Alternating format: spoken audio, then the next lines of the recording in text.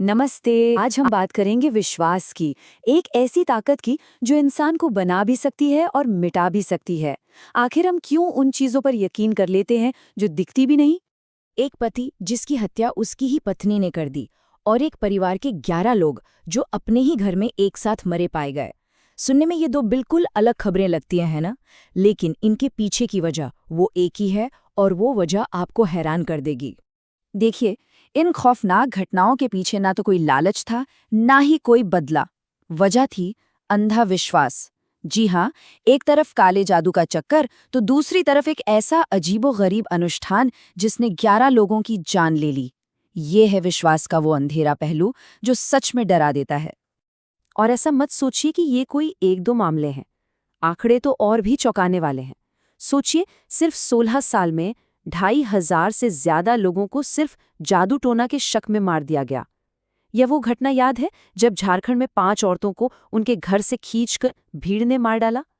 और तो और केरल जैसे पढ़े लिखे राज्य में पैसे के लिए 2 औरतों की बलि दे दी गई। मतलब ये साफ है कि ये अंधविश्वास कितना खतरनाक हो सकता है।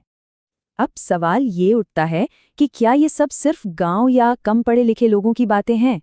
असल में जवाब है नहीं। अंधविश्वास की जड़ें हमारे समाज में इतनी गहरी हैं कि ये आपको उन जगहों पर भी मिल जाएंगी जहां आप सोच भी नहीं सकते। एक सर्वे किया गया, वो भी बड़े बड़े शहरों की 800 कंपनियों के कर्मचारियों पर। पता है क्या निकला? 61% लोग किसी न किसी अंधविश्वास को मानते हैं। कोई लकी चार्म रखता है तो कोई राशिफल देखता है। और कमाल की बात तो ये है कि उनमें से करीब आधे लोग मानते हैं कि इससे उनकी प्रोडक्टिविटी बढ़ती है। और इसका सबसे बड़ा उदाहरण हमारे ISRO के वैज्ञानिक। मतलब जो लोग रॉकेट साइंस जैसी चीजों से डील करते हैं, वो भी बड़े लॉन्च से पहले पूजा पाठ करते देखे जाते हैं। चंद्रयान मिशन को ही ले लीजिए। ये हमें सोचने पर मजबूर करता है कि आखिर विज्ञान और विश्वास में कैसा रिश्ता है। तो यहाँ आकर हम इस कहानी के सबसे बड़े सवाल पर पहुंचते हैं। अगर अंधविश्वास इतना खतरनाक हो सकता है, तो फिर विश्वास करने की ये जरूरत इतनी आम क्यों है? इतने पढ़े लिखे समझदार लोग भी इससे क्यों जुड़े हैं? आखिर ऐसी कौन सी इंसानी जरूरत है जिसे ये विश्वास पूरा करता है? तो इसका जवाब ना बाहर की दुनिया में नहीं है। जवाब हमारे अंदर है, हमारे दिमाग के काम करने के तरीके में। चलिए इस साइकोलॉजी को थोड़ा समझते हैं।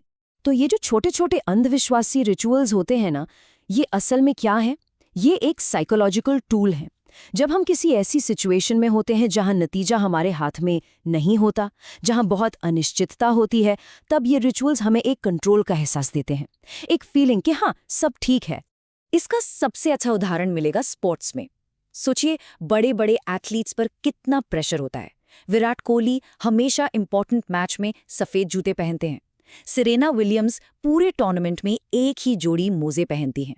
और राफेल नडाल तो अपनी पानी की बोतलें भी एक खास तरीके से रखते हैं।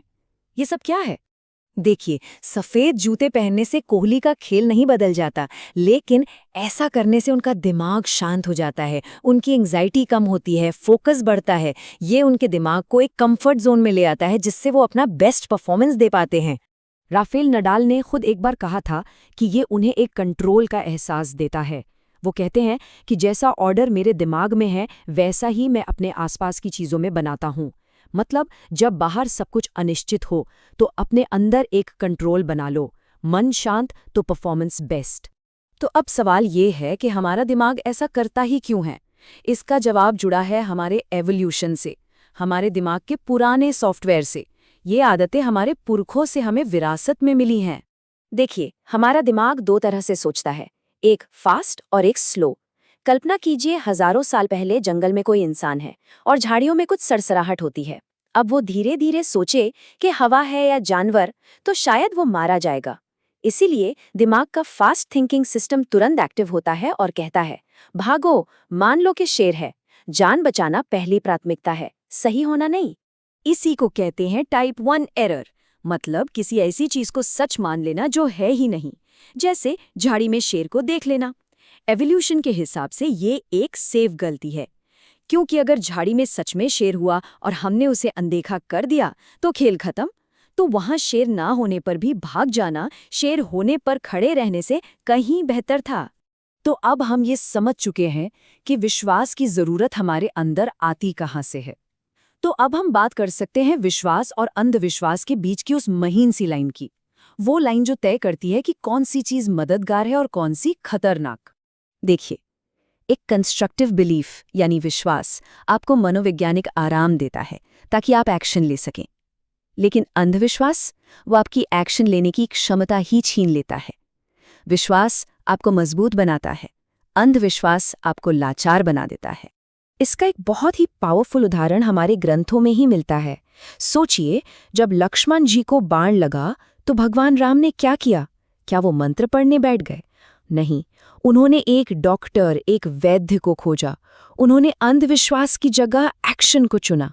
ये कहानी बताती है कि सच्चा विश्वास आपको काम करने से नहीं रोकता।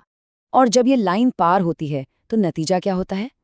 आज के भारत में 62% लोग मानसिक बीमारियों के लिए पहले डॉक्टर के पास नहीं बल्कि बाबाओं और तांत्रिकों के पास जाते हैं। सोचिए, इसका मतलब है कि लाखों लोग जिनकी बीमारी का इलाज हो सकता है वो सही मदद से दूर रह जाते हैं। ये अंधविश्वास का सबसे खतरनाक रूप है। तो फिर इसका हल क्या है? हम उस कंट्रोल की भावना को कैसे पा सकते हैं जिसके लिए हम इतना तरसते हैं, बिना इस अंधविश्वास के जाल में फंसे? क्या कोई और रास्ता है? बिल्कुल है, और वो रास्ता है हकीकत को समझना। कंट्रोल का असली एहसास किसी पूजा पाठ या रिचुअल से नहीं आता, वो आता है चीजों को गहराई से समझने से, और इसके लिए विज्ञान से बेहतर कोई टूल नहीं है। जहां अंधविश्वास आपको एक झूठा दिलासा देता है, वहीं साइंटिफिक समझ आपको एक असली हिम्मत देती है। जब आप जानते हैं कि चीजें कैसे काम करती हैं, तो आपको झूठे सहारों की जरूरत नहीं पड़ती। आपको एक असली आत्मविश्वास मिलता है जो किसी भी मुश्किल से लड़ सकता है। तो आखिर में एक सवाल के साथ इस चर्चा को खत्म करते हैं। क्या हो अगर विश्वास का सबसे बड़ा रूप किसी अनदेखी शक्ति पर नहीं बल्कि हम इंसानों की सच्चाई को समझने की क्षमता पर विश्वास करना हो? ये लड़ाई असल में साइंस और धर्म की है ही नहीं, ये लड़ाई है समझ और नासमझी के बीच। सोचने वाली बात है ना?